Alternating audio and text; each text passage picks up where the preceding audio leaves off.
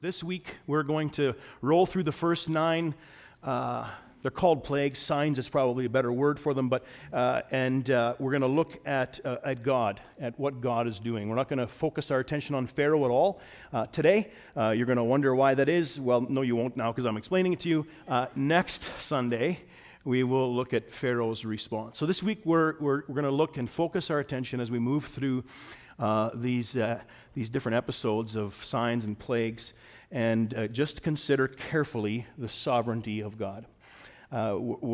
My hope, it's always scary when I express my goal or hope before I start, because some of you might think, well, now we can just leave, and others of you might at the end go, we never quite accomplished what you were hoping for, Pastor Matt. So it's a bit risky, but I'm going to do it anyway. I titled the sermon, Lord of the Flies and Frogs, etc., etc. You probably see the title there. And my hope today is that when we are done here this morning, that we will in some ways be amazed, perhaps speechless, perhaps pondering in a new or fresh way that the magnitude of God's sovereign reign over everything. That's my hope. That's what we're going to do, and we're going to focus on that this week. Next week, we're going to look at man's response, specifically Pharaoh's response, and how we often reflect that same response to God's great sovereign reign, and then we will get to the actual Exodus the week after that. So that's the plan coming up. So in the book of Exodus, we've been studying and we've taken Moses and followed his exploits as he's been called. But each time we've been saying that the key for us, although we do want to learn from Moses, is to learn from what God is doing. The book of Exodus is a revelation of God. He reveals himself to his people, and subsequently to all of those who call upon the name of the Lord. Since then, we are also his people, and we learn about who this God is as we study through the book of Exodus. And God has planned and arranged things to have this grand competition or face-off against Pharaoh. Moses and Aaron are his instruments by which he is going to orchestrate this, and his spokespeople, as well as those who will bring the signs and wonders to bear in front of Pharaoh and, of course, the entire nation of Egypt. Though they seem like a bit of a secondary aspect, the people of Israel are a key factor in this story as well, for it is their release that God is brokering through Moses with Pharaoh. And certainly we'll see one thing: when it comes to dealing with God, we should go with his terms, not our own. Let's pick it up in chapter 7, verse 8. So once again, thanks to John and Noel last 2 weeks for bringing us to this point. So the Lord now says to Moses that he wants them to go and face Pharaoh, and what you might say now is that the game is on. The game is on. This is where it's coming down. And so they go, and they come before Pharaoh. And God tells Moses to do the staff trick, which I think is a very interesting trick. It's not really a trick. It's a sign, is what it is. And but is it? It appears at least that there is some trickery involved in this situation as well. So Moses goes before Pharaoh, and they throw down the staff, and it becomes a snake. We've come to this spot before. I do wonder if every now and again, when he was alone, if he just tipped it over to see if it was still working. Don't you think maybe he did that? I think maybe he did that. You know, and maybe he bumped into somebody on the street and he said, "Psst, let me show you something." I think that's probably what he did. But anyway, now he's in front of Pharaoh, and he's tasked with the job of throwing the staff down, and it becomes a snake. But look what happens here. In verse 11, Pharaoh summoned his wise men and sorcerers and the magicians, and they did the same thing by their secret arts. They threw their staffs down too, and they became snakes. Now, this is a fascinating little episode, and there's lots of discussion as to how this took place. Was this by the power of Satan, perhaps, in that he had some power and authority to cause a staff to become a snake as well? We know that God has given the devil some free reign and that he has some power and authority. Certainly it's nothing compared to God's power and authority, so that's certainly one way of understanding it. Some have suggested that these were magicians in the way that we would understand magicians today. You know the guy that stands on stage and he pulls his handkerchief off of his hand and then there's a dove there and you wonder, where did that bird come from? How did he manufacture that? And we're pretty sure that he didn't just make the dove. He probably had it up his sleeve or someplace in his coat. And so it's possible that that's what's happening here, that it's through sleight of hand or trickery that these men are able to make snakes. What they aren't able to do, though, is defend against Moses' snake or the staff that God has designed, and it swallows up all of theirs. Yet there's still some power and authority there. Apparently it impresses Pharaoh plenty enough, and his heart becomes hard. We're not going to talk about this anymore today, but as you've read the story, who's read these chapters in preparation for today? Look at you all. Man, I should go to Canada more often. I come back and you've all read it. Awesome. That's awesome. You certainly noticed as you were reading, Pharaoh's heart became hard.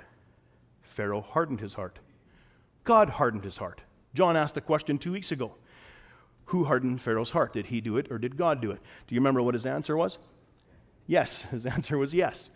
We're going to discuss that more next week, but notice it comes each different story. There's the hardening of the heart as part of the process. This doesn't impress Pharaoh, and so nothing is taking place. So God says to Moses, it's time to get started with these other signs and wonders. This would be the first plague, as we would call it. And I'm skipping down to verse 19. The Lord said to Moses, tell Aaron, take your staff and stretch it out over your hand over the waters of Egypt. Now, also you'll notice that throughout these episodes that sometimes it's the arm or the hand and sometimes it's the staff, and that's just, those are interchangeable. It's the staff, the hand that the staff was in, so don't make too much about all those details. In fact, I think that one of the problems that we can have when we're studying through these plagues is to get too bogged down by all kinds of details.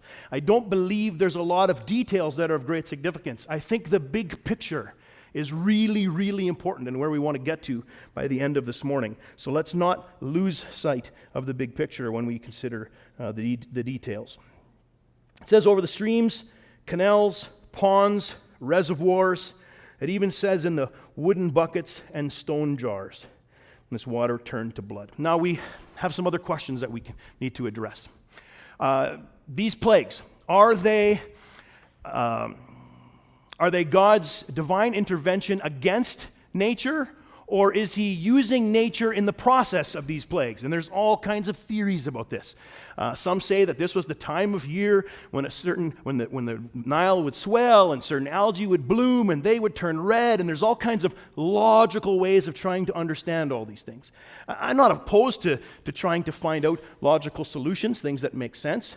But you'll notice as we go through the plagues, and what some people will say is that the algae in the streams produced the ability for there to be a great big crop of frogs, and because there was way more frogs, and then they all died, and of course that produces flies, and you can see where you can try and make a connection all the way through and say, see, this caused this, which caused this, which caused this. The problem is that as you go along, that begins to break down. And it breaks down more and more as you really start to look at it. Especially when you consider God asking Pharaoh, or I guess God through Moses asking Pharaoh, set the time when this is going to happen. And then the next time God sets the time. And then you figure, well, how does a hailstorm figure into that? How does a whole bunch of boils on people produce a hailstorm? And you start to really have to work pretty hard. The idea there is whether God used he obviously used nature, right? I mean, that's kind of the whole point of all this. Most of this is his work in nature. In fact, you could probably argue all of it is his work in nature. So I don't think we should try too hard to try and come to the logical conclusions of all these things, but rather just let them speak for themselves. So as we look at this, it appears that this blood, whether it was actual blood or just the color of blood, we don't know. I think we should take it for its word, but it's in all of the places where the Nile River would have gone. Now, as we're going along, we're not going to spend a lot of time in this, but in each one of the plagues, God is demonstrating his sovereign power and authority over what would have been perceived as the gods of Egypt. And you can try really hard to find what's the god of the Nile and what's the god of flies and what's the Lord of the flies, Beelzebub. We could try and work that all out, but again, as you continue along, it breaks down. It doesn't work all perfectly. There are some places where there's multiple gods that may have been represented by these plagues. I don't think the point is to know all the one-for-one details. I think the point is to see God case by case, demonstrating his incredible and complete sovereign authority over everything in Egypt, including the Pharaoh himself. So was the Nile River something that was worshipped? Yes, for sure. It was the source of life. Still to this day, much of what thrives in Egypt is connected to the Nile River. And in fact, that's the same in lots of places. You stay close to the source of water. And oftentimes, if you're not careful, you'll forget where the source of life comes from. It doesn't come from the river. It comes from the one who made the river and sustains the river. And it's good for us to recognize and remember that. And so it seems that all of the things that were connected to the river were tainted and became unbearable to drink. Interesting that it says in verse 21 that the fish of the Nile died and the river smelled so bad that the Egyptians could not drink its water. I don't think the smell would be the big worry for me. I figure dead fish in blood would be worse concern for me than the smell, but the smell apparently was quite bad. Now, it says here in verse 25 that 7 days passed for this first plague. And it's probably reasonable to guess that all the plagues had a similar kind of time frame, between 3 and 7 days. Now, a hailstorm doesn't usually last for 7 days, but again, this is God doing it, so he could have done it that way. But it's a reasonable way for us to understand that this whole series of plagues and signs took place over a number of months, and so forth. And we get this magicians back. I'm backing up to verse 22 for a second. The Egyptian magicians, say that fast 10 times, did the same things by their secret arts. And Pharaoh's heart became hard. So how did they turn water into blood? We don't know for sure. Again, was it a parlor trick? Was it sleight of hand? Was it the power of the enemy? Perhaps. But it was enough anyway to convince Pharaoh to be hardened in his heart.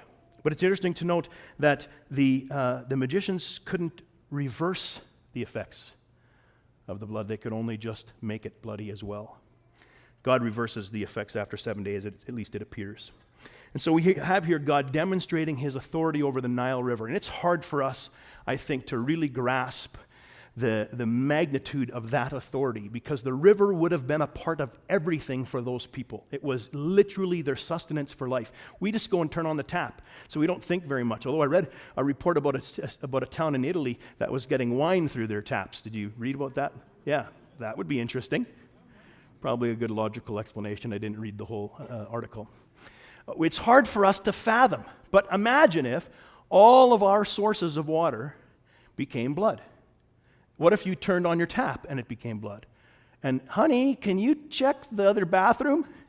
And that's one's blood too. And then the courageous husband goes downstairs or wherever the water heater is and checks the water heater, and it's full of blood too. And then the calls start heading to TUD. And, hey, there's this huge tank at the back of the THB. Let's go check out the blood also. Everywhere, blood. There'd be some panic. There'd be some concern. How in the world are we going to survive? In this case, they dug wells. We would find some ways. There's lots of bottled water, although it's flying off the shelves now for a different reason. We'll talk about that at the end. But I think it's hard for us to fathom. Now, was this life-threatening? No, they found water a different way. Was it inconvenient? You better believe it. Terribly inconvenient and quite disgusting, and certainly would have caused some fear and concern. And although it doesn't state that the Israelites were devoid of this particular thing, it's possible that this wasn't happening in the area of Goshen, but I think that it probably was there as well, because later on, God makes a distinction now that it's no longer going to be happening in the area of the Israelites. Which brings us an interesting point. I don't want to spend a lot of time here, but when God brings judgment, because this is in part his bringing judgment, when God brings judgment upon sinful people, sometimes the righteous ones suffer too. Sometimes the righteous, we sometimes ask, why all the suffering, God? Why do you allow suffering? Well, one of the reasons is bringing judgment upon those that deserve it. It's just one little factor to consider. We won't stay there any longer. We're going to continue along. So 7 days passed. And after the Lord struck the Nile, and the Lord said to Moses, "Go to Pharaoh and say to him, this is what the Lord says." This is chapter 8 right at the beginning.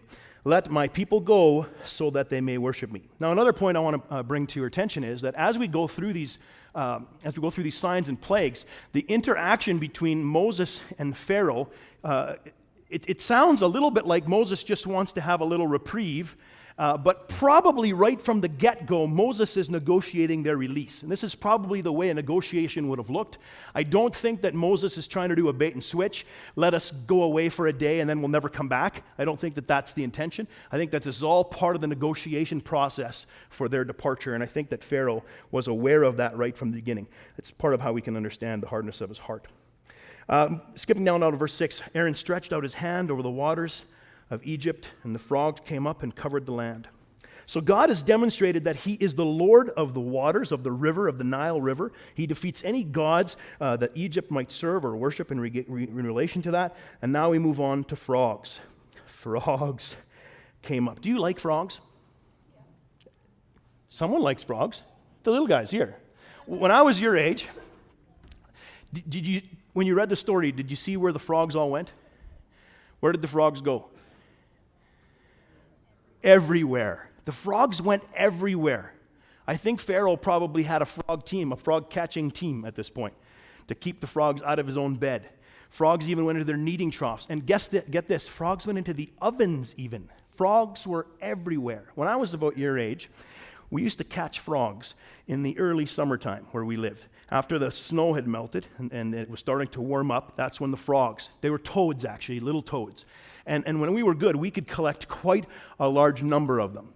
I remember one time we had our wagon. My brother Jer, he was 2 years younger, still is 2 years younger than me. And I tried to beat him back a few years, but it didn't work. We had our wagon, and we had caught 81 toads. 81 of these little toads. And we put just enough water in the wagon so that they couldn't jump out. So they were kind of, and it was, some people thought it was gross. 81 toads. The wagon was just covered with little hopping toads. It was awesome. Some people thought it was a little bit plague-like, but we thought it was quite awesome. And sometimes we would find toads all over the place, in the ditches, and we just collect them, and we enjoyed these toads, and yes, we played with them. I don't think we got warts from them. Some people say you get warts from toads. I don't remember that. We just enjoyed playing with toads. My mother did have a rule, though. They were not allowed in the house. These toads were allowed in the house. They might not have been toads. They were probably a different kind of frog. They were allowed in the house, and they were everywhere. It's hard to imagine this kind of a plague. Now, was this a life-threatening situation? No, certainly not. Was this a gross thing? Yes, gross. Sometimes, if we weren't careful, those things would jump around and we'd step on one by accident. That's gross, by the way. Yeah. But the frogs were so plentiful here, they most assuredly were stepping on them. They were most assuredly having them and finding them in all the worst kinds of places. And you can let your mind wander there a little bit to imagine what it would have been like to have frogs everywhere. Everywhere. Moses says to Pharaoh, I leave you the honor of setting the time for me to pray for you and your officials and your people. Moses wants the frogs gone, makes sense. He recognizes, Pharaoh wants the frogs gone. Moses says, you set the time. Pharaoh says tomorrow. Moses prays, and the frogs all promptly die. And then the stench begins. We had window wells in our house because we had basements growing up. We had a basement, and each of the basement windows were up a little high, and they were still half covered by dirt, so you had an outcropping that was called a window well. It was about a foot and a half by 2 or 2.5 feet wide, and that was allowed, it was drain rock on the bottom, and then it was like a corrugated steel around to hold the dirt back, like a retaining wall, and then that would allow you to have light. And the frogs would jump in there because the water would gather in there sometimes, and that was one of the great places for finding frogs. Except that after things started to dry out, the frogs would still be there, and sometimes we would find them after their expiration date. And man, did that stink. One tiny little toad, when you got your nose close to that window well, reeked. Can you imagine heaping piles of dead, rotting frogs? That's what they were experiencing. And I thought to myself, what a fascinating thing. And when I was your age, Josh, I never once thought this particular bit of information. But I was thinking as I was studying and preparing, God is sovereignly in control over every single one of those little frogs. It's a weird thing to kind of, we don't think of it that way. But every single frog, God was sovereignly in control of those frogs. Do you think it's any different today? No, we don't have quite as many frogs around. But God is sovereignly in control of every single frog. They came when he called them, and they died when Moses asked him to do so. Incredible. Then the Lord said to Moses in verse 16, tell Aaron, stretch out your staff and strike the dust of the ground. The plagues of coming from the water, now coming from the dust of the ground, and gnats were going to come across the entire land. Gnat is actually a broad species of that includes flies and mosquitoes, and so there's lots of discussion about what kind of gnats were these. I'm going to call them mosquitoes because I have some visual reference of mosquito plagues. I grew up in Manitoba in Canada, and there were some mosquito plagues.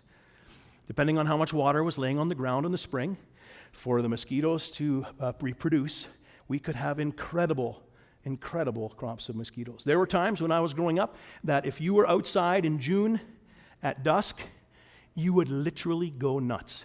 It was crazy, the number of mosquitoes landing on you, biting you, buzzing around your head. It was horrible. If you had to go outside, you ran to wherever it is you were going to. You didn't have the doors open. You didn't sit out on your deck in the evening. No. That would be a very bad idea. And that was just a few mosquitoes compared to what this probably was like. Now, maybe it was a different fly. Maybe they were biting flies. Maybe they were not. Maybe they were just a nuisance. Have you ever been annoyed by one fly? Like really annoyed? Yeah. A whole plague of them. And that's what God sends upon them. And the magicians, in this case, the magicians tried to copy the situation, and it says here that they could not copy it. In this case now, their sleight of hand, and maybe they don't have good sleight of hand with mosquitoes, and that makes good sense to me. But whatever the circumstance or situation, now finally they are unable to duplicate this particular sign, this plague, and they say this is the finger of God. Now, they're probably not declaring allegiance to Yahweh. In fact, they're probably not even giving him the cred for having done this. What they're simply stating is, this is now beyond the scope of man, which is what leads me to think that they were using sleight of hand up until this point, but I could be wrong. But now they're recognizing this is in the realm of the gods. This is no longer man's thing. It takes them a few plagues to get there, but these magicians are already significantly further along in their understanding than Pharaoh, as they recognize that this is God's doing. Isn't that a thing to think about? God is sovereignly in control of the flies, the gnats, the mosquitoes. I have never, ever thought that before in my life until this week. I never once thought God was sovereignly in control of mosquitoes. I thought mosquitoes were just a nuisance and really annoying. Never once thought to myself, God controls even the mosquitoes or the gnats, other gnats that you might be thinking about. But that is in fact the God that we're talking about here. Then the Lord said to Moses, get up early in the morning.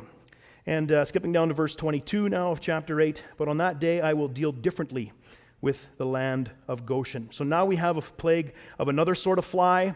And in this case, now God makes a distinction. So up until this point, it's reasonable to conclude, though it doesn't state it emphatically, it's reasonable to conclude that the Israelites were suffering with all of these plagues up until this point. But on that day, I will deal differently with the land of Goshen where my people live. No swarms of flies will be there. And why does he do this? So that you will know that I, the Lord, am in this land. Fascinating thing. And again, in each of these cases, frogs and flies and gnats, there were gods that the Egyptians would have worshipped and honored as being part of fertility and a part of the land and so forth. And God is demonstrating his authority over all of these in each of these circumstances. And now I'm even making a distinction between the Egyptian people and the Israelite people. Did the Israelites do anything specific to deserve that differentiation? No, nothing. God chose them. That's what he did. He chose them as his people, and he chose Pharaoh as the person in which he was going to demonstrate his sovereignty and this situation and circumstance through which he was going to demonstrate. And so now we're going to see a differentiation. And so flies come. massive amounts of flies. When Kathy and I were first married, we lived on a farm. We rented a house on a farmyard. It was the old farmhouse. The farmer and his wife had built a new home down the plot of land a little ways, and we lived in the old farmhouse. There was a lot of living things in that old farmhouse that didn't have the last name Funk. Ask me about the time that I did battle with a weasel in the living room. That's a fun story. Kathy did battle with mice quite often, but on this one particular circumstance, we were sleeping in the upstairs loft, and I woke in the morning early. Kathy was pregnant with Jonah, and I noticed that we had a window beside our bed. It was about, it was pretty similar to that size of a window over there that we have to take things past the kitchen. So about like this. And when I woke up, I heard the sound. And then I realized that it was the sound of hundreds, maybe thousands of flies all buzzing against that window. The window was completely black with flies. It was gross. I said to Kathy, "Don't look. Get up. Go downstairs." The door to go downstairs was the other direction. I said, "Don't look. Just go." And of course, as soon as you say "don't look," what is the person? But I blocked her off. "Don't look." I said, "Don't look." She probably started hearing the sound and knew and was wise enough, and so she went downstairs. I went down with her, and I got the Raid. I don't know if you use Raid here in this country. I don't know. So I got the bottle of Raid, and I went back up there, a bit fearful actually for my life, and I sprayed, and there was literally piles of flies on the windowsill after when they died and on the floor, and I had to vacuum up. It was really disgusting, and that was nothing compared to what was displayed here, the power of God. Plague of flies everywhere. You know that they were horribly a nuisance. Were they biting flies? We don't know. But God is demonstrated himself as the Lord of the flies. It's possible that they worshipped Beelzebub, who is sometimes named the Lord of the flies. But who is the real Lord of the flies? Every single fly. How many flies do you think there are in, let's just say in Tuolumne County? How many flies do you think in Tuolumne County? Anyone want to take a guess? God is sovereign over which of those flies?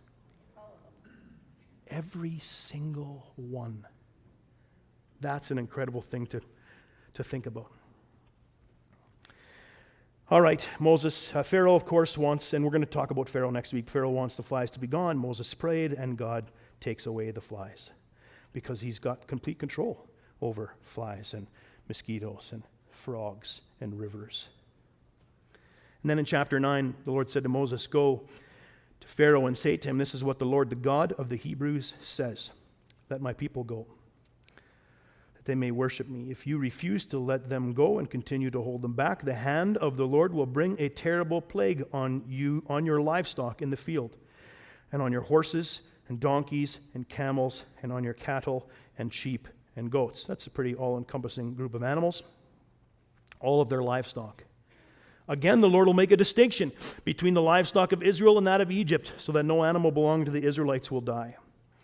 And so God brought a plague upon the livestock of Egypt. Now, the Egyptians worshipped some of their animals, and so there's a clear indication of God's demonstration of his authority over the sovereignty of the gods of Egypt in this particular point. And these animals died. And it says here that all the animals, all the livestock of Egypt died. It's probably, that's hyperbole, but we don't know that for sure. It's possible that every single animal died. It seems that there were still some animals left when the hail came down the road, so it would seem reasonable that this is probably hyperbole. In other words, many of their animals died from this particular disease.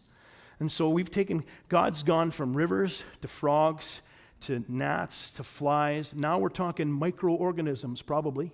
Now some have said this was anthrax. We don't know the details of that. But God brings some kind of disease, demonstrating that God has authority and control over even the diseases that only affect animals. We're talking pretty minuscule kind of stuff here at this point. But God is still demonstrating his sovereign authority over everything. And of course, the animals die, and the situation continues. Moving along then, the plague of boils. Then the Lord said to Moses and Aaron, this is verse 8 of chapter 9. Take some soot from the furnace and have Moses toss it into the air in the presence of Pharaoh. It will become fine dust over the whole land of Egypt. That's quite the throw. He threw that up and it covered the whole land of Egypt. Festering boils will break out on men and animals throughout the land. So now it's not just animals anymore. Now it's his authority over the health of the people themselves, and they break out in boils. I don't know if you know what a boil is, but it's there's some different descriptions, but think of like an infected pimple that breaks open and then pusses and then becomes a scab and then you pick it off. And think of those all over your body, some of them quite large. If you're grossed out a little bit by this, I'm okay with that. My intention is not to gross you out. That's not the point. That's not the point. The intention is for you to grasp God's sovereign authority over everything. He's sovereignly in control and reigns over your body to the point of even every little infection or boil. And these people would have been miserable. The picture that I think of is Job. Remember when Job was brought with boils, he sat in the ashes and scraped himself with a piece of a clay pot to try and find some relief. And his wife said to him, why don't you just curse God and die? That's how miserable. And God was sovereignly in control of all of this. And again, we would believe that he makes the distinction between the Israelites in this case, though I don't believe that it's specifically stated there. And so this horrible, miserable... Now you can imagine the pressure. We're not going to talk about Pharaoh much today, but you can imagine the pressure that must have been mounting from within the Egyptians. Like, dude, let them go. We're so sore. Scraping themselves with clay pots, perhaps. Now look at here in verse 10. So in verse 11, the magicians could not stand before Moses because of the boils that were on them and on all of the Egyptians. So it's probably that's making a differentiation between the Israelites. Now, is that because they were too physically ill to go and stand before Moses? Or was that because the Pharaoh, who would have worshipped in some way purity, notice the trips to the river where Pharaoh was being confronted by Moses 3 times in these stories? Is it possible that the magicians couldn't appear before Pharaoh in their sickened condition? That could be part of the reason. But they can't even stand before Pharaoh because of the miserable condition that they are in. And they experience this plague of boils. God is sovereign over every single disease or sickness, whether it inflicts animals or humans. He is in control of every single one. Then the Lord said to Moses in verse 13, "Get up early in the morning, confront Pharaoh and say to him, 'This is what the Lord, the God of the Hebrews, says. Let my people go, so that they may worship me.'" And now look what he says here. "This time I will send the full force of my plagues against you." Up until now, God was kind of just piddling around, it would seem. Yeah, all of this stuff, all of these horrendous plagues, God's demonstration of his sovereign power and authority over rivers and frogs and flies and mosquitoes and diseases in animals and diseases and boils and infections in humans. Now he says, I'm going to ramp it up a little bit for you. I'm going to bring you the full force of my plagues. And what's the reason? So that you may know there is no one like me in all the earth. Are you starting to get the picture here? It seems at least that some of the Egyptian people were starting to get the picture, because some of them take heed and bring their animals in this particular circumstance. They are recognizing that God probably will do what he said he's going to do, because there's been quite a few examples of that have taken place so far. I have raised you up in this very purpose, this is now verse 16, that I might show you my power and that my name might be proclaimed in all the earth. And here we are, thousands of years later, still proclaiming the name of Yahweh because of these particular circumstances. So God's intention and his desire for what was going to happen there is still taking place today as we declare his sovereign authority even today. And so then he gives them the forewarning, this time tomorrow, and some bring their animals in. It says in verse 20, those officials of Pharaoh who feared the word of the Lord hurried to bring their slaves and their livestock inside. We're not going to camp here. But this is a good example of what a person should do if they believe the Lord. They should do what he says. We're not going to stay there. We're going to move along. And so God brings the hailstorm. And it sounds like the thunder is the part that really concerns them, not the lightning. I found that kind of fascinating. But I've lived through a few hailstorms. We don't get hailstorms much here. We get some little puny, little pebbly, haily things sometimes. I've experienced a few hailstorms where the hails, what do you call those things? The hail balls? The hailstones were about the size of golf balls. In fact, I remember one.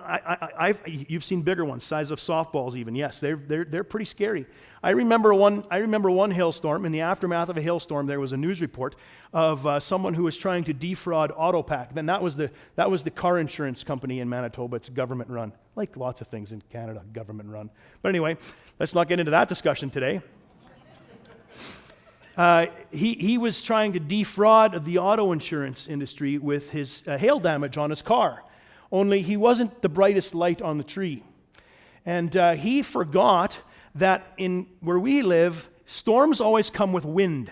And so if hailstones are coming down and the wind is blowing that way and your car is parked this way, it's going to be this side of your car that's going to be hammered by the hailstones.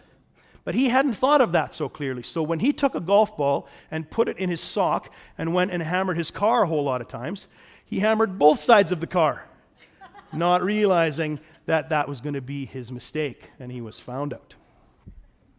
Hail damage, lots of cars. I remember that year there were lots of cars that were outside during the hailstorm that were written off because of the hail damage.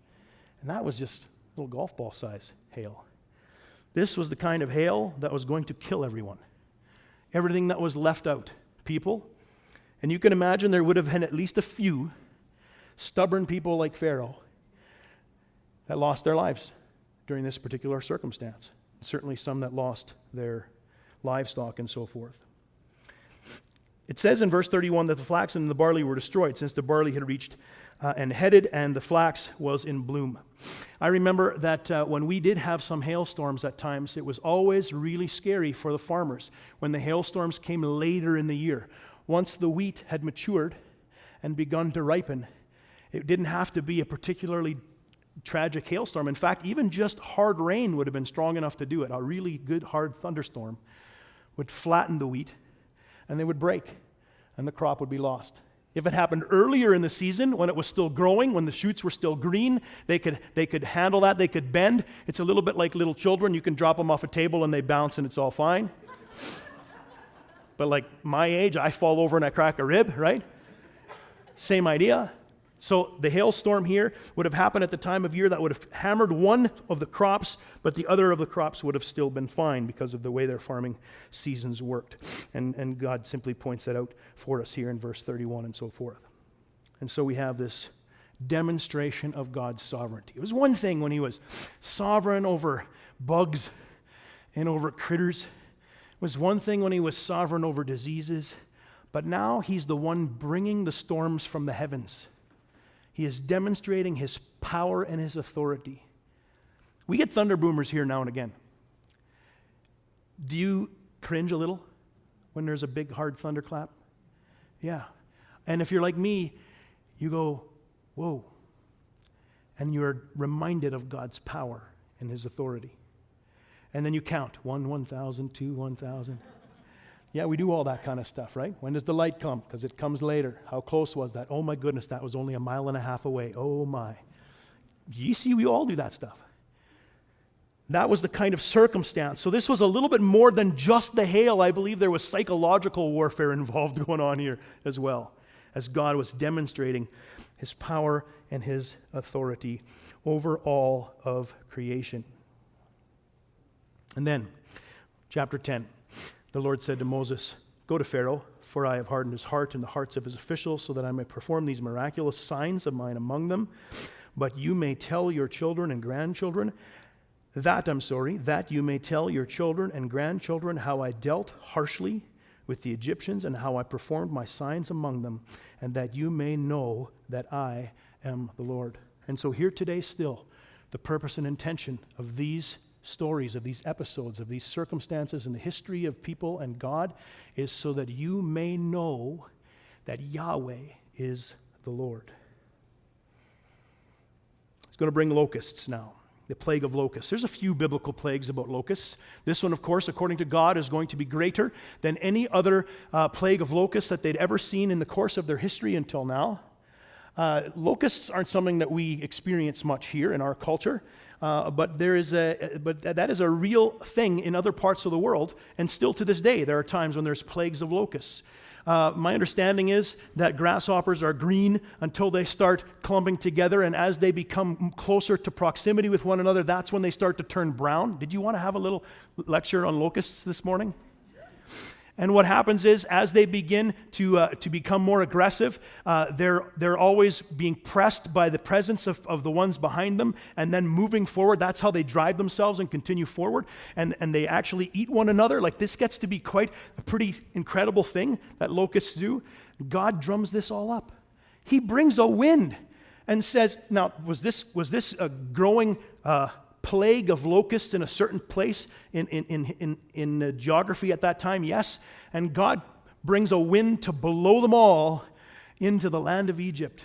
And all those crops that made it through the thunder and the hail and so forth, that were like, whew, they're okay, now they're gone. Like literally in the matter of hours.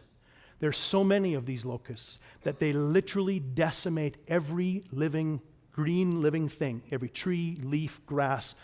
They eat it all in literally a matter of hours.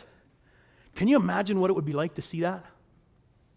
It's hard for me to fathom, but we live close to agricultural area. As you drive down now into the valley, you see all the blooms and the blossoms on the almond trees.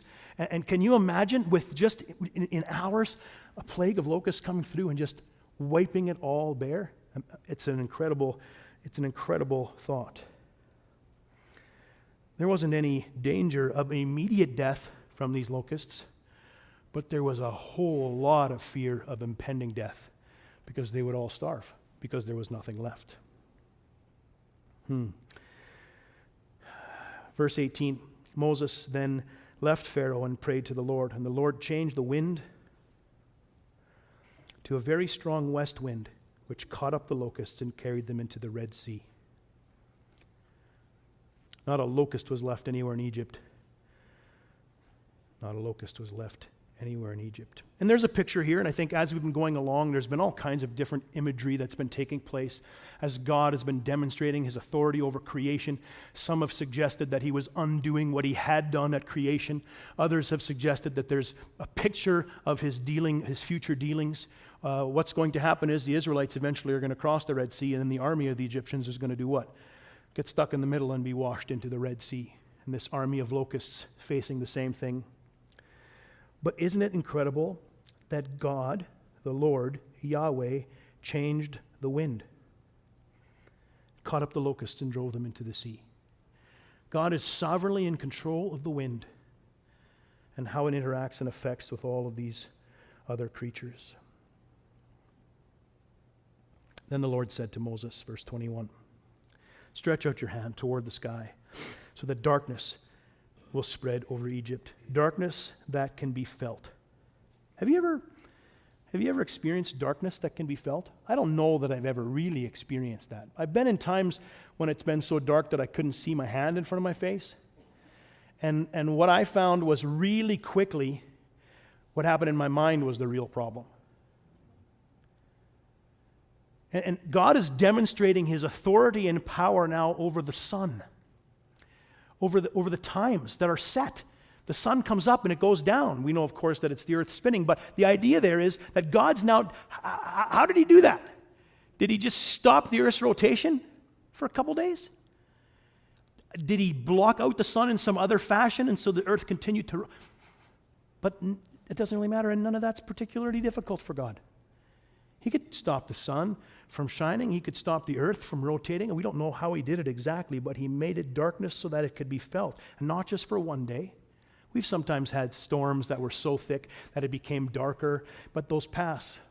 And for us, of course, we have lots of other ways of handling things. This fall, we had some situations where the power was going out for lame reasons, because it was supposed to be really, really windy, and then there was no breath of wind at all. You remember those times? You remember those days back in 2019, way back, when they used to turn the power off willy-nilly for no reason? And then what did we do? Well, some of you, all you had to do was go and flip a switch to your backup generator that you have nicely wired in. Great idea, by the way. Some of you had to go and dig out the generator from the garage and make sure you had all the right things. Some of you had to go knock on the neighbor's door and borrow their extra generator because you didn't have your own. You found your flashlights, you dug out some lights, and probably at first thing you did was you pulled out your phone and you turned on the light on your phone, but you want to be careful there because you don't want to run that down. But we have lights everywhere. In our house, we have these fancy headlamps. You can get them on Amazon for like $10. And we can all feel like we're coal miners in our own house.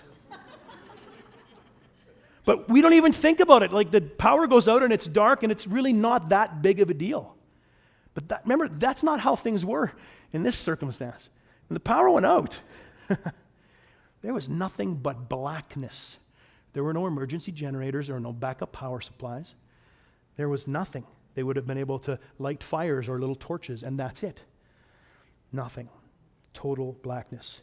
For not one day, for not 2 days, but for 3 days. Man, when our power goes out for 3 days, that's a long time.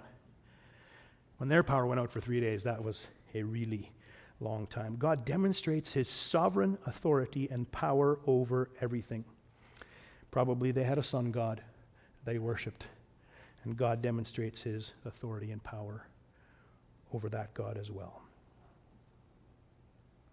Verse 27, but the Lord hardened Pharaoh's heart, and he was not willing to let them go. Pharaoh said to Moses, get out of my sight. Is that ironic on the heels of a plague of darkness?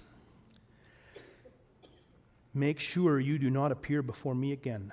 The day you see my face, you will die. And here Pharaoh is still trying to demonstrate some power and authority. We'll get to that next Sunday. As I move through these plagues, and we'll take the plague of the firstborn in 2 weeks' time, and we spend more time looking at it more closely with the Passover. As I was studying and considering and just reading through over and over these signs and wonders that God demonstrated to Pharaoh, I couldn't help but think, is God still sovereignly in control of everything today like he was then? I think it's a reasonable question to ask, don't you think? And what do you suppose the answer is?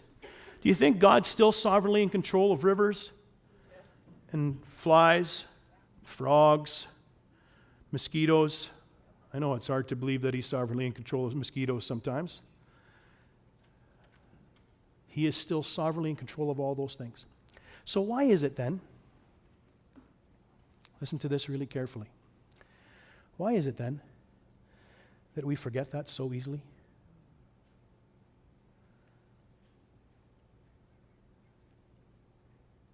We have a circumstance in our lives, and it's large, and it's scary, or it's overwhelming, and we worry, and we think, oh no, we're doomed. And all we need to do is be reminded, guess what? God's still sovereignly in control here. He's still sovereignly in control of all things. He's sovereignly in control of sicknesses, sovereignly in control of coronaviruses. We don't have to fear or panic. All we need to do is listen and obey and trust him to take care of us. He's sovereignly in control of presidential elections or Democratic primaries or wherever it is that we are today. And I think the reminder for us is one to just remember. I don't want you to go home and do anything today. I want you to just go home and remember that God, Yahweh, is sovereignly in control of every single thing. He reigns. He reigns. And beyond that, he loves you as his child if you have trusted in the salvation that he offers through Jesus Christ. If you've trusted in Jesus Christ, then you can leave here today with a wonderful encouragement and reminder of the sovereignty of God in all circumstances, including the small little details of your life. If you have not trusted in Jesus, then I don't want you to go away crippled by fear, though that should be your appropriate response. How should Pharaoh have responded? Well, we'll get to that more next week. If God is not your Father, if you have not trusted in Jesus as your Savior, then you will leave here today with some fear on your hands. You should be worried. You should be worried about what God is going to do. His promises are always true. They always take place. He says in his word that he will bring judgment upon those who don't obey him, who don't listen. Here we have incredible stories, reminders of that.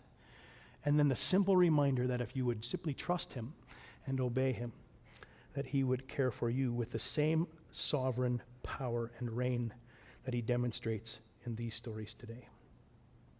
Father, we praise you and thank you that you are so powerful. All of these incredible plagues were nothing for you.